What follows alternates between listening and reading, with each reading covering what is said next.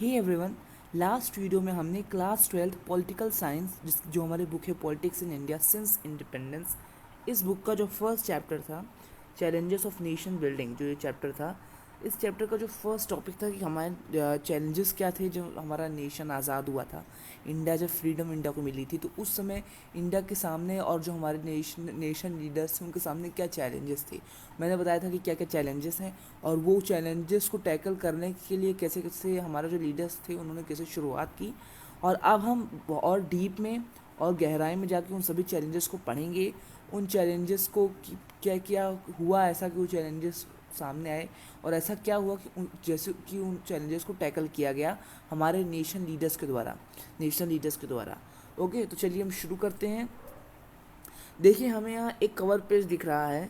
ये cover page देखिए जुलाई 1947 का। देखिए, अगर आप यहाँ देखें, जुलाई 1947 का है ये कवर पेज। इस कवर पेज में लिखा है कि end of 200 year old British rule in India. मतलब कि तब तक जो 1947 जुलाई था, उस समय तक ये घोषणा हो गई थी, ये अनाउंसमेंट हो गई थी कि इंडिया विल बी इंडिपेंडेंट। ये अनाउंसमेंट हो गई थी और ये जो ब्रिटिश रूल है 200 ईयर ओल्ड था। 200 ईयर ओल्ड, सोचिए, कोई भी कॉलोनियल पावर है, वो अगर किसी कंट्री पे 200 ईयर तक रूल करे तो फिर उसका वो अपने लिए सब करेगी। कोई भी कॉलोनियल पावर होगी वो अपने लिए उस कंट्री पर रूल करेगी और उस कंट्री के जो रिसोर्सेज होंगे, चाहे वो नेचुरल हो या मैनमेड हो, उन रिसोर्सेज को अपने लिए इस्तेमाल करेगी। तो जाहिर सी बात है उस कंट्री का दिवाला पिट जाएगा। तो वही इंडिया के साथ हुआ था। इंडिया के जितने भी रिसोर्सेज थे, चाहे वो मैन मेड हों, चाहे वो ह्यूमन रिसोर्सेज हों या चाहे वो नेचुरल रिसोर्सेज हों, सारे तरीके के जो रिसोर्सेज थे वो ब्रिटिशर्स ने एक्वायर कर लिए थे, ब्रिटिशर्स ने एक्सप्लॉइट कर दिए थे। ओके, अब हमारा जो नेशन लीडर्स आए थे उनको एक पूरा नेशन बनाना था।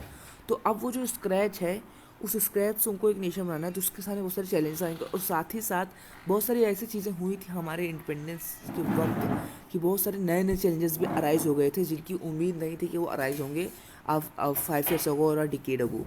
ओके, तो चलिए शुरू करते हैं, देखते हैं क्या क्या चीज़ ऐसे हुई थी। ये जो हमें यहाँ फ़ोटो दिख रही है, ये फ़ोटो उस समय के ब्रिटिश प्राइम मिनिस्टर क्लीमेंट एटली की है। इनकी पार्टी लेबर पार्टी ने ही इस दम पे चुनाव लड़ा था। इसमें उनके चुनावी मैनिफेस्टो में ये था कि if we will come into power we will make India independent. इनके चुनावी मैनिफेस्टो में ही था। और ये हैं जो ये लॉर्ड माउंटबेटन है, उस समय के इंडिया के गवर्नर जनरल थे। ओके, जो मतलब गवर्नर जनरल मतलब वाइस रॉय थे। पहले गवर्नर जनरल की वही पोस्ट थी, बाद में वही वाइस रॉय हो गए थे। ठीक ना, उसमें इंडिया के वाइस रॉय थे। चलिए शुरू करते हैं। थ्री चैलेंजेस थे जो अवेट कर रहे थे इंडिया इंडिपेंडेंस के बाद नेशन लीडर्स के सामने, जो थे, जो एक नई इंडिया को बनाने के लिए जिन थ्री चैलेंजेस को टैकल करना ज़रूरी था। Broadly independent India phase three kind of challenges. Independent India जो था वो तीन तरीके के मेन थ्री चैलेंजेस थे इंडिपेंडेंट इंडिया के सामने। वैसे तो बहुत सारे चैलेंजेस थे लेकिन थ्री चैलेंजेस मेन थे। The first and the immediate challenge was to shape a nation that was united yet accommodative of the diversity in our society. पहला चैलेंज ये था कि हम एक ऐसा नेशन बनाएं, एक ऐसा हमारा नेशन बने, सॉरी, एक ऐसे हमारा नेशन बने जो यूनाइटेड तो हो पर उसमें जितनी भी डाइवर्सिटीज़ हैं उन डाइवर्सिटीज़ को वो अपने साथ लेके यूनाइटेड बने, उन डाइवर्सिटीज़ को हटा के यूनाइटेड ना बने। Okay, India was a land of continental size and diversity. India continental size मतलब एक ऐसा लैंड था जो इसको हम एक कॉन्टिनेंट कह सकते हैं। इतना बड़ा लैंड था, इतने बड़ा साइज था इंडिया का, और आज भी है। और डाइवर्सिटी है, बहुत सारी डाइवर्सिटी थी, आज भी डाइवर्सिटी है। It's people spoke different languages and follow different cultures and religions. इसके जो लोग थे बहुत सारे अलग भाषाएं, अलग अलग कल्चर्स, अलग रिलीजन से आते थे। Okay, some were Hindu, some were Sikh, some were Muslim, some were Christians, some were Jain, some were Buddhist, some were Zoroastrians. Okay, some were Marathis, some were Punjabis, okay, some were Bengalis, some were from tribal background, some were from Dalit background, some there were different economic background also. Okay, at that time it was widely believed that a country full of such kinds of diversity could not remain together for long. उस समय ये माना जाता था कि इतनी सारी diversities हैं, इतनी सारी लैंग्वेजेस की डाइवर्सिटी है, इतने सारे रिलीजन्स की डाइवर्सिटी है, सोशियो इकोनॉमिक डिफरेंसेस हैं। ओके, इन सब को लेके कोई कंट्री जो है वो एक साथ नहीं रह सकती। उस कंट्री के जो है वो डिसइंटीग्रेट हो जाएगी कंट्री। तो partition of the country appear to prove everyone's worst fears, partition जो था कंट्री का, जो हर किसी की ज़िंदगी में जो उस समय था, उसके लिए जो जिसने भी उस पार्टीशन को सहा है, it was the worst situation of his और her life. There was serious question about the future of India, उस समय पार्टीशन के समय बहुत सारे सीरियस क्वेश्चन थे कि इंडिया का फ्यूचर कैसा होगा, would India survive as unified country, क्या इंडिया एक यूनिफाइड कंट्री के रूप में सर्वाइव हो कर पाएगा, या फिर जो अलग अलग कल्चर्स हैं, अलग अलग कल्चर्स आने वाले लोग हैं, अलग अलग लैंग्वेजेस बोलने वाले लोग हैं, वो लोग इंडिया को अलग अलग हिस्सों में बांट देंगे। ये सब क्वेश्चन थे। Would it do so by emphasising national unity at the cost of every other objective, क्या ये एक यूनिफाइड रह पाएगा, लेकिन यूनिफाइड रहने के लिए इसे नेशन यूनिटी को ऊपर रखेगा और सब चीज़ों को ताक पे रख देगा। ऐसे बहुत सारे क्वेश्चंस थे। Would it mean rejecting all regional and sub national identities, and there was an urgent question, how was integration of the territory of India to be achieved. एक और क्वेश्चन था कि क्या जितने भी रीजनल और सब नेशनल आइडेंटिटीज़ हैं, जैसे कि कोई अगर ट्राइबल बैकग्राउंड से आने वाला है, कोई अगर कोई एक सब नेशनल आइडेंटिटी, मतलब कोई अगर हिंदू है, कोई मुस्लिम है, कोई अलग अलग रिलीजन से आने वाला है, तो क्या उन सबको हटा दिया जाएगा, सिर्फ नेशनलिज्म में सबकी आइडेंटिटी हो जाएगी। तो ऐसे बहुत सारे क्वेश्चन थे। और एक अर्जेंट क्वेश्चन भी था कि जो इंटीग्रेशन है टेरिटरी का, इंडिया की जो टेरिटरी का इंटीग्रेशन है, क्या वो अचीव हो पाएगा, मतलब जो इतने सारे प्रिंसली स्टेट से 560 प्लस प्रिंसली स्टेट से उनका इंटीग्रेशन इंडिया में क्या पॉसिबल हो पाएगा कि नहीं पॉसिबल हो पाएगा। ऐसे बहुत सारे क्वेश्चन है, और एक उसमें से एक अर्जेंट क्वेश्चन था। सेकंड, ये एक पहला चैलेंज हो गया, यूनिटी, इंडिया की जो यूनिटी है उसका, और इंटीग्रेशन है प्रिंसली स्टेट्स का, ओके, उसका जो है ये फर्स्ट क्वेश्चन है, फर्स्ट चैलेंज है ये है। सेकंड चैलेंज क्या है? The second challenge was to establish democracy, second challenge जो था वो डेमोक्रेसी को स्टैब्लिश करना था। डेमोक्रेसी एक ऐसा आइडियल था, डेमोक्रेसी फ्रीडम ये कुछ ऐसे आइडियल है जिन पे ही हमारा फ्रीडम मूवमेंट, जो नेशनल मूवमेंट लड़ा गया था ब्रिटिशर्स के खिलाफ। तो डेमोक्रेसी इंश्योर करना बहुत ज़रूरी था, वरना फ्रीडम मूवमेंट की जो मोरल बेसिस है वो हिल जाता। You have already studied the Indian constitution, class 11 जो है उसमें हमने इंडियन कॉन्स्टिट्यूशन पढ़ा है, उसमें हमने पॉलिटिकल थ्योरी पढ़ी है और इंडियन कॉन्स्टिट्यूशन एक वर्ड, दोनों बुक पढ़ी है। मैं अगर आपने पढ़ी होगी, मैं उसको भी फिर से उसको मैं पढ़ाना शुरू करूँगा। अभी तक मेरे चैनल पे उसकी वीडियोस अपलोडेड नहीं, मैं इसको पढ़ाना शुरू करूँगा। उसको पढ़ के आप इसको पढ़ें तो और आपको मज़ा आएगा, लेकिन क्योंकि ज़्यादा इंटरेस्टिंग है इसलिए मैं इसको पढ़ाना अभी पहले शुरू कर दिया हूँ। You have already studied the Indian constitution, आपने जब इंडियन कॉन्स्टिट्यूशन पढ़ा होगा, you know that the constitution granted fundamental rights and extended the right to vote to every citizen। Constitution में लिखा है कि फंडामेंटल राइट जो है वो हर एक इंडियन सिटीजन का एक बेसिक राइट है, फंडामेंटल राइट्स जो हैं, और साथ ही साथ जो वोट टू राइट है वो हर सिटीज़न के ऊपर लागू होता है, हर सिटीज़न को वोट टू राइट है, वो वोट कर सकता है, okay.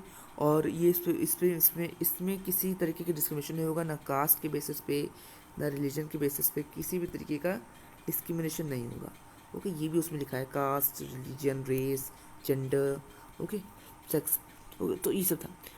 India adopted representative democracy based on the parliamentary form of government, India को क्या, इंडिया जो है वो डेमोक्रेटिक सिस्टम अपनाया इंडिपेंडेंट के बाद, डेमोक्रेटिक सिस्टम।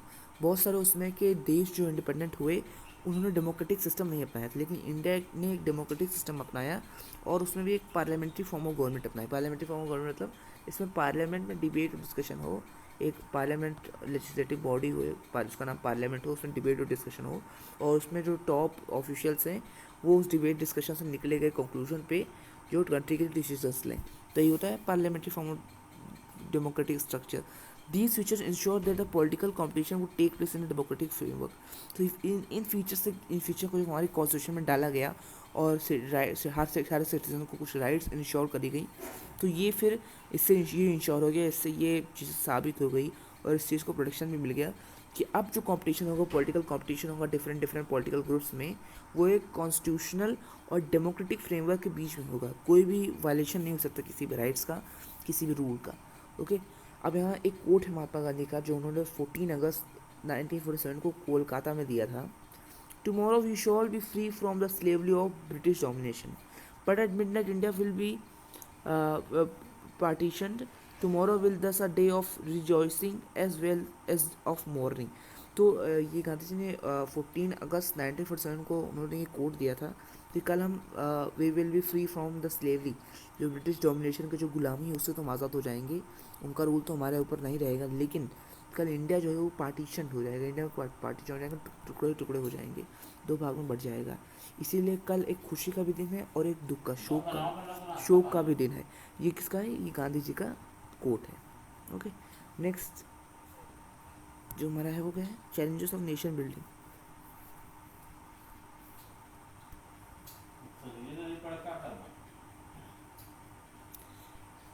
ये democratic constitution is necessary but not sufficient for establishing democracy. अब जो डेमोक्रेटिक कॉन्स्टिट्यूशन है ये नेसेसरी तो है किसी डेमोक्रेसी को करने के लिए, लेकिन उसके लिए सफिशिएंट नहीं है। अगर लोग ही डेमोक्रेटिक रूल्स को नहीं अपनाएंगे, डेमोक्रेटिक प्रिंसिपल्स पर नहीं चलेंगे, तो चाहे जितना भी अच्छा कॉन्स्टिट्यूशन हो जो सिटीजन्स के लिए बनाया गया हो, लेकिन वो काम में नहीं आएगा, वो एक्शन में नहीं आएगा। The challenge was to develop democratic practice in accordance with the constitution. अब जो चैलेंज था वो ये था, अब चैलेंज ये नहीं था चैलेंज कि कॉन्स्टिट्यूशन बनाना है, वो तो लोग बना देंगे। चैलेंज ये था कि एक ऐसा डेमोक्रेटिक प्रिंसिपल बनाएं, एक ऐसा डेमोक्रेटिक प्रैक्टिसेस बनाएं जो कॉन्स्टिट्यूशन से अलाइन हो और आम लोगों को भी समझ आए, क्योंकि उसमें जो लोग थे, उसमें जो जनता थी वो इतनी पढ़ी लिखी नहीं थी, इतनी लिटरेट नहीं थी। पढ़ी लिखी का लिटरेट भी नहीं थी, एजुकेटेड का लिटरेट भी नहीं थी, लिटरेसी रेट भी बहुत कम थी इंडिया में, तो लिटरेसी रेट भी बहुत कम थी। तो इसलिए एक ऐसा कॉन्स्टिट्यूशन बनाने का सोचा गया था जो आम आदमी को भी समझ आए और साथ ही साथ वो कॉन्स्टिट्यूशन के जो प्रिंसिपल्स हैं और जो डेमोक्रेटिक प्रिंसिपल्स हैं उनसे अलाइन करता रहे। ओके, थर्ड चैलेंज, अब दो चैलेंज हो गए, एक यूनिटी और टेरिटोरियल जो अदर टेरिटरी हैं उनका इंटीग्रेशन इंडिया में, दूसरा डेमोक्रेसी को इंश्योर करना और उस डेमोक्रेसी को कॉमन मैन तक पहुंचाना, कॉमन मैन की लाइफ में उस डेमोक्रेसी को डालना। तीसरा चैलेंज जो था वो था डेवलपमेंट इंश्योर करना और जो सोसाइटी है पूरी सोसाइटी का वेलबींग, पूरी सोसाइटी जो है वो उसका वेलबींग रहे सोसाइटी में, मतलब ऐसी कोई चीज़ें ना आ जाएँ कि पूरी सोसाइटी के कुछ एक सेक्शन ही सोसाइटी के एक ही तबका बहुत खुश रहे, बहुत उसका वृद्धि रहे, उसकी सब चीज़ में भागीदारी ज़्यादा रहे, लेकिन सारे तबके जो अलग अलग तबके हैं और सोशियो इकोनॉमिक बैकग्राउंड के जो लोग हैं उनका जो है वो अपलिफ्टमेंट हो। ये तीसरा चैलेंज था। Here again the constitution clearly laid down the principle of equality and special protection to socially disadvantaged groups and religious and cultural communities। और यहाँ भी इंडिया जो इकोनॉमिक और सोशो इकोनॉमिक बात जो हो रही है, यहाँ के सबका सोशो सारे जो अलग अलग सेक्शन सोसाइटी का उनको सोशो इकोनॉमिक जो अपलिफ्टमेंट वो एक तरीके से हो, एक साथ हो और सब लोग एक ही तकाजे पहुँचे हैं after upliftment.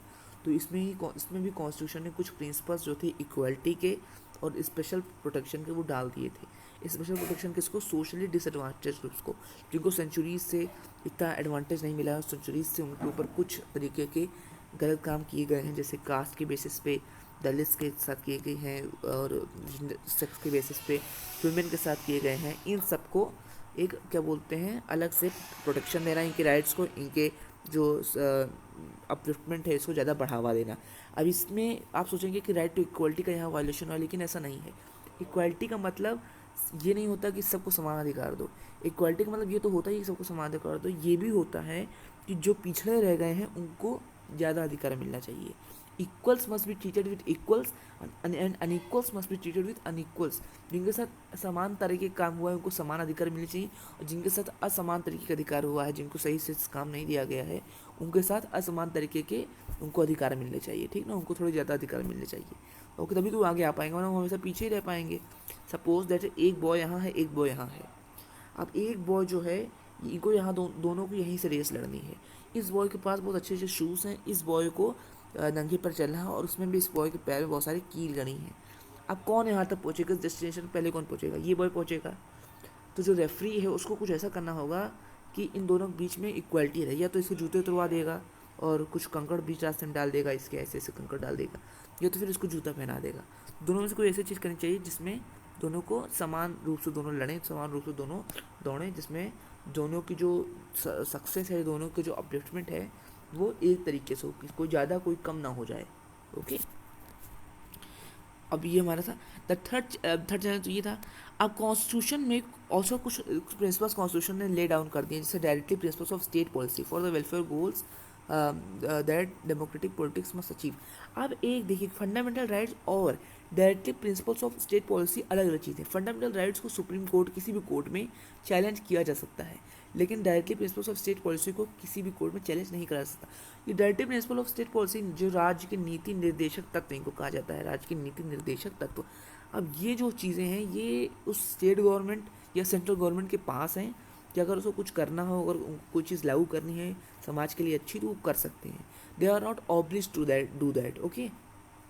The real challenge now was to evolve effective policies for economic development and eradication of poverty. जो directive principles of state policy है ये भी इकोनॉमिक डेवलपमेंट से ही रिलेटेड है.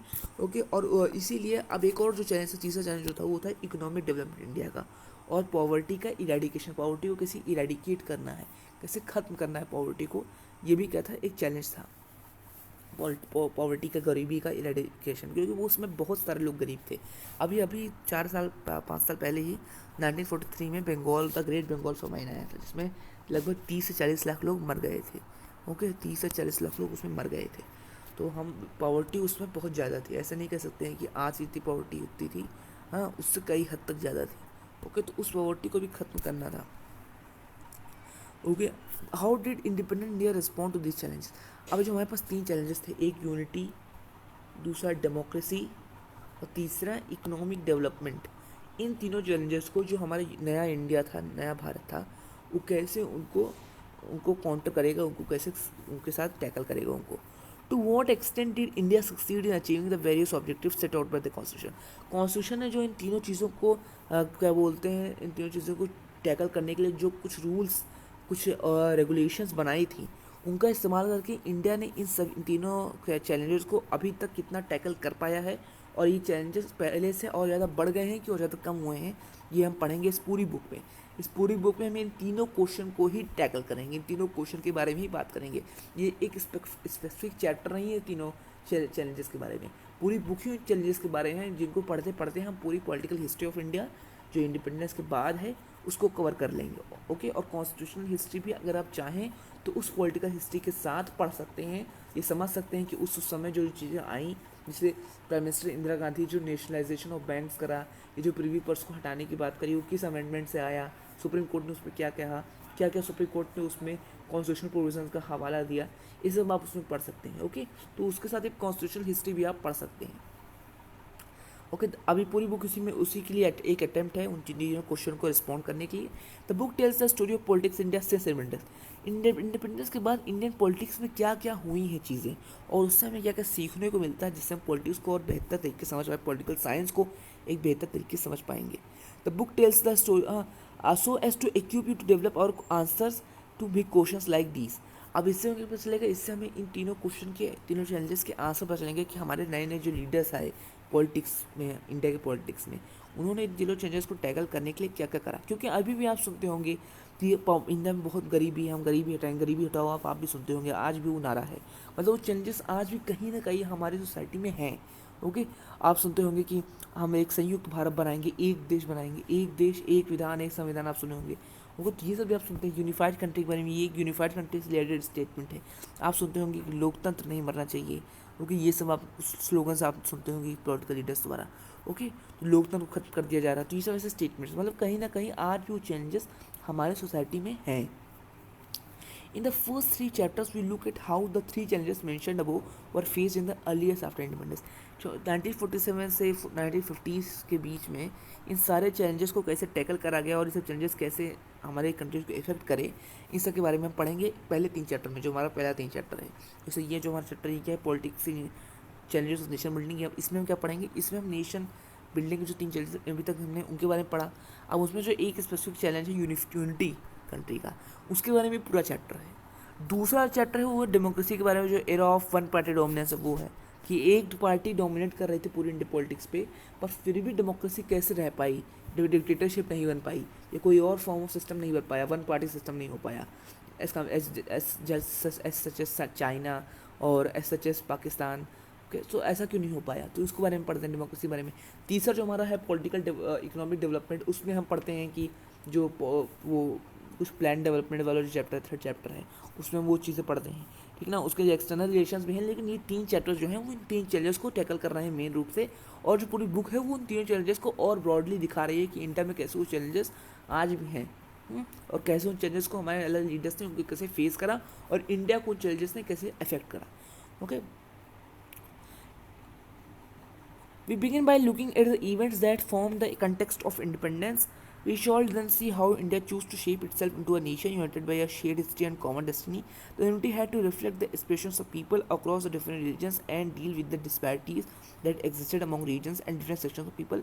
In the next two chapters, we shall run to the challenge of establishing democracy and achieving economic development with equality and justice. तो इस chapter में पढ़ेंगे कि जो अलग अलग सोशल तबका थे, अलग अलग जो सोशल सेक्शंस थे, उन्होंने कैसे इंडिया इंडिपेंडेंस को देखा और इंडिपेंडेंस जो थी और जो इंडिया का जो नेशनलिज्म है वो कैसे एक तरीके की भाषा, एक तरीके की कल्चर या एक तरीके के रिलीजन को ना लेकर एक तरीके के कॉमन हिस्ट्री और डिसेंट को लेकर है। एक तरीके का इतिहास हमने शेयर करा है और उसी इतिहास को शेयर करने के बल पे हम आज भारतीय हैं। ओके, तो वो हम पढ़ेंगे।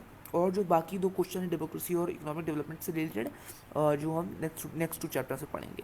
ओके, चलिए शुरू करते हैं। यहाँ आप देखेंगे एक जो 3 स्टैम्प्स थे ये इशू करे गए थे 1950 में रिपब्लिक डे को मार्क करने के लिए। ओके, रिपब्लिक डे को सेलिब्रेट करने के लिए। अब इन इमेजेस में आप देख रहे होंगे कि इन इमेजेस में 3 चीज़ें देखिए दिखाई गई है। वो 3 इमेजेस जो हैं, इन ये 3 इमेजेस कुछ चैलेंजेस बता रही हैं कि हमारा जो नया गणतंत्र था उसके सामने क्या क्या चैलेंजेस थे। Okay, if you are asked to design these stamps in 1950 which images would you have chosen.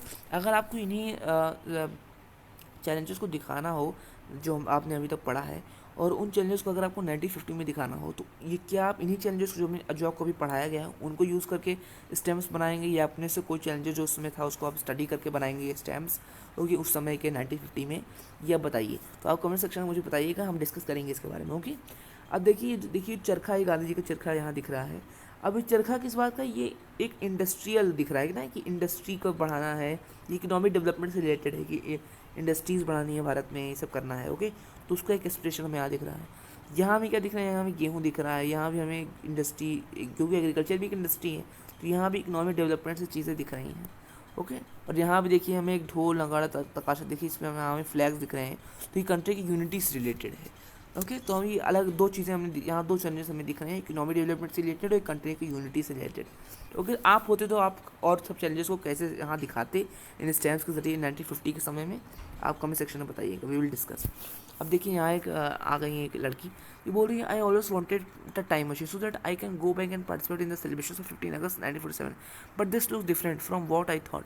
अब देखिए आपने बचपन से जो सोचा होगा कि जब इंडिया आज़ाद हुआ होगा तो क्या क्या चीज़ें हुई होंगी, लेकिन जब आप इन सब चैप्टर्स को पढ़ रहे होंगे या आपने पहले भी कभी इन सब चीज़ों के बारे में सुना हो तो आपको लगेगा कि इतनी भी खुशी नहीं थी उस समय जितना हमें लग रहा है कि इतनी खुशी थी, लेकिन उसके साथ बहुत सारे चैलेंजेस भी आए थे जिन चैलेंजेस को टैकल करना बहुत ज़रूरी था। ओके, तो ये आपको भी लग रहा होगा जब आप इसको पढ़े होंगे इस चैप्टर को। ओके, नेक्स्ट हमारा ये है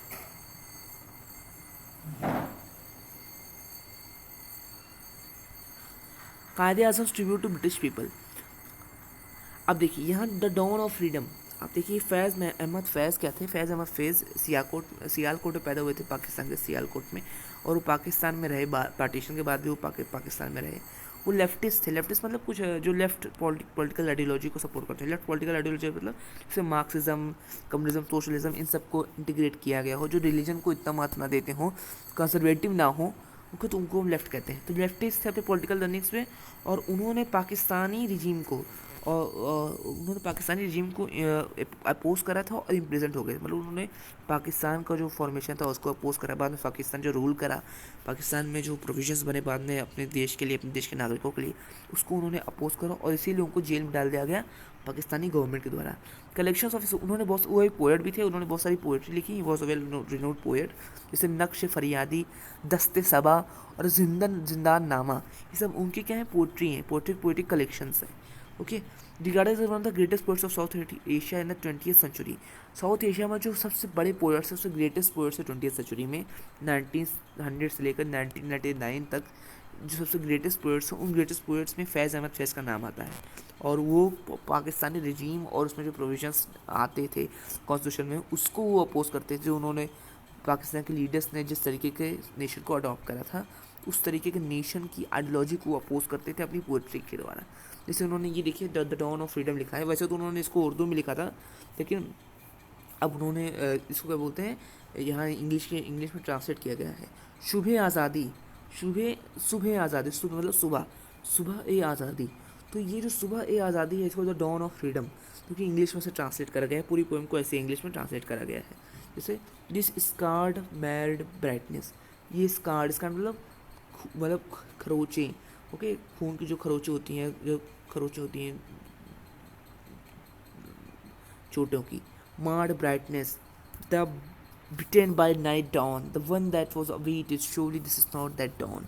This is not the dawn yearning for which had we set out, friends, hoping to find sometime somewhere the final destination of stars in the wilderness of the sky. Somewhere at least must be a shore for languid waves of the night. Somewhere at least must anchor the sad boat of the heart. अब देखिए यहाँ फैज़ अहमद फैज़ कर रहे हैं कि कह रहे हैं कि ये वो ब्राइटनेस, ये वो सुबह नहीं है जिसका हमने इतने दिन से इंतज़ार करा था। ये वो आज़ादी नहीं है जिसके लिए हमने इतना संघर्ष करा था। इतने लोग पीड़ित रहे हैं, इतने लोग मर गए, इतने लोग की जान चली गई, इतने लोग घायल हैं, कितने लोग बिछड़ गए इतने पार्टीशन में। तो ये ऐसी आज़ादी तो हमने नहीं मांगी थी। हमें एक ऐसा जगह चाहिए, हमें एक ऐसा किनारा चाहिए जहाँ हम इन सब चीज़ों को देख सकें, इन सब चीज़ों के बारे में सोच सकें कि हम आज कहाँ आके पहुँच गए हैं और इतिहास हमें कैसे देखेगा। ओके, सो ये सब चीज़ें वो अपनी पोएम में बोल रहे हैं। तो यहाँ भी उनका दुख ज़ाहिर हो रहा है, वो दुख ज़ाहिर कर रहे हैं। और पार्टीशन, ये मोहम्मद अली जिन्ना है जिनको कायदे आज़म बोला जाता था। तो मोहम्मद अली जो जिन्ना थे, he was a main force in establishing Pakistan. Pakistan को बनाने में, उसके निर्माण में इनका बहुत मुख्य भूमिका थी। इनको फादर ऑफ पाकिस्तान भी कई लोग कहते हैं। ओके, तो इन्होंने कहा we should begin to work in that split and course of time all these angularities of the majority and minority communities, the Hindu community and the Muslim community, because even as regards Muslim you have Pathans, Punjabi, Shia, Sunnis, and so on. And among the Hindus, you have Brahmins, Vaishnavas, Kshatriyas, and also Bengalis, Madrasis, and so on. Will vanish. You are free. You are free to go to your temples. You are free to go to your mosques or to any other place of worship in the state of Pakistan. You may belong to any religion or caste or creed that has nothing to do with the business of state. Okay.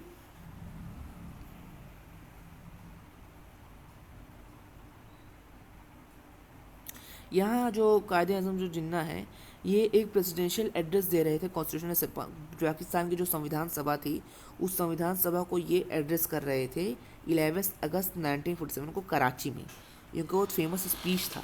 इस famous speech में वो बोल रहे थे कि जो पाकिस्तान है, पाकिस्तान को हमें सेकुलर एक कंट्री के रूप में रहेगा, जिसमें क्या रहेगा, हर तरीके की जो कम्युनिटी होगी, चाहे वो किसी भी हिंदू हो चाहे मुस्लिम। मुस्लिम के अंदर भी जो अलग अलग कम्युनिटीज़ होती हैं, पठान, पंजाबी, शियास, और जो हिंदूज के अंदर भी जो कम्युनिटीज़ होती हैं, बंगालीस, मद्रासीस, खत्रीज, वैष्णव, शिवा, शेफ्स, उन सबको क्या बोल जाएंगे, उन सबको पाकिस्तान में फ्रीडम रहेगी अपने फेथ को वर्शिप करने के लिए, अपने फेथ में विश्वास रखने के लिए, और उनके साथ किसी भी तरीके की एट्रोसिटी नहीं होगी।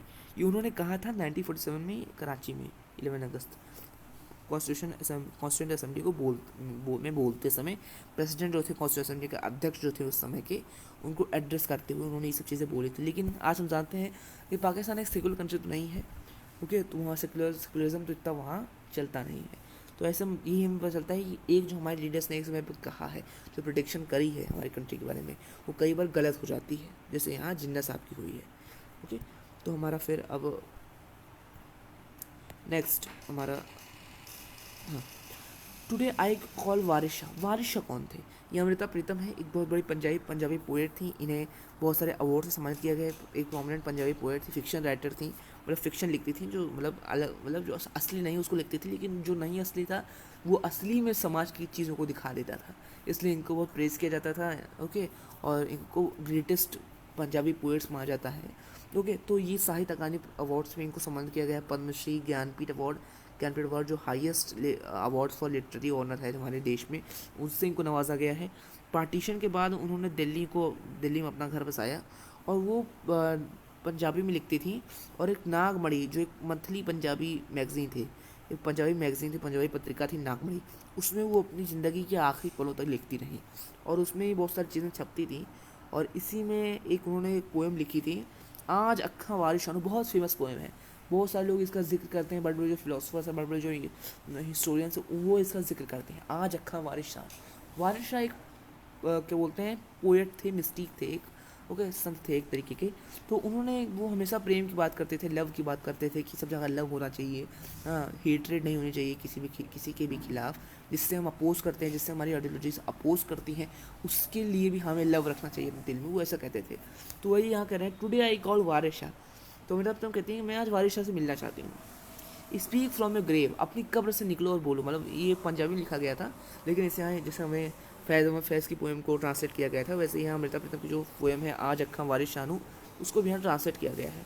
तो यहाँ अमृता प्रीतम बोल रही है, मैं आज वारिस शाह से बोलना चाहती हूँ कि अपनी कब्र से निकलो और बोलो, and turn today the book of loves next affected page.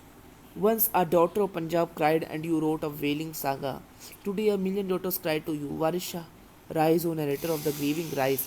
Look at your Punjab. Today fields are lined with corpse, and blood fills the Chenab. Someone has mixed poison in the five rivers flow. Their deadly water is now irrigating our lands galore.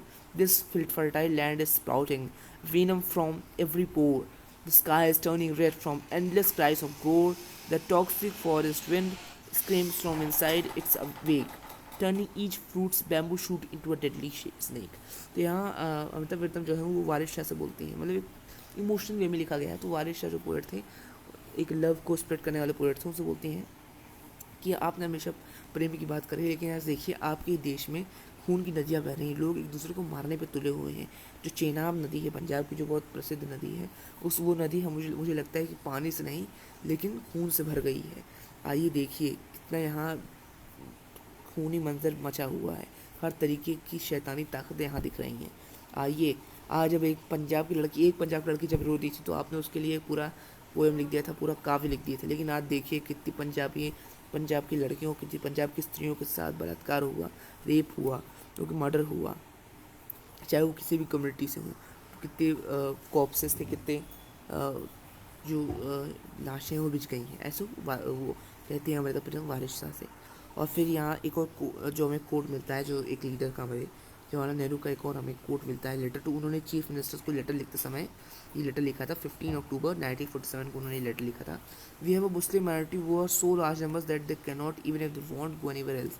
तो यहाँ नेहरू जी कहते हैं कि हमारे पास इतनी ज़्यादा मुस्लिम minority है हमारे पास, मतलब मुस्लिम हमारे कंट्री में माइनॉरिटी है, मतलब कम नंबर्स में है, कम संख्या में, लेकिन वो इतनी ज़्यादा संख्या में है, मतलब है कम संख्या में, लेकिन कम संख्या में होती हुई उनकी पॉपुलेशन ज़्यादा है, और इसलिए वो कहीं जा नहीं सकते, किसी और देश में वो जा नहीं सकते, उनका जल्दी विस्थापन नहीं हो सकता है। That is a basic fact about which there can be no argument. और इसके सामने कोई आर्गूमेंट हो भी नहीं सकता, क्योंकि कितने लोगों को आप वहाँ पहुँचाएंगे और कितना वहाँ भरेंगे लोगों को, क्योंकि कितने लोग नहीं भी जाना चाहते हैं मुस्लिम्स पाकिस्तान, ओके, वो इंडिया को ही अपना घर मानते हैं, ओके, तो इसीलिए उनका रिहेबिलिटेशन नहीं करवा सकते पाकिस्तान में। इसीलिए वो कहते हैं whatever the provocation to Pakistan and whatever the indignities and honours inflicted on non Muslims there, we have got to deal with this minority in a civilised manner. तो यहाँ वो बोल रहे हैं कि हॉनर्स।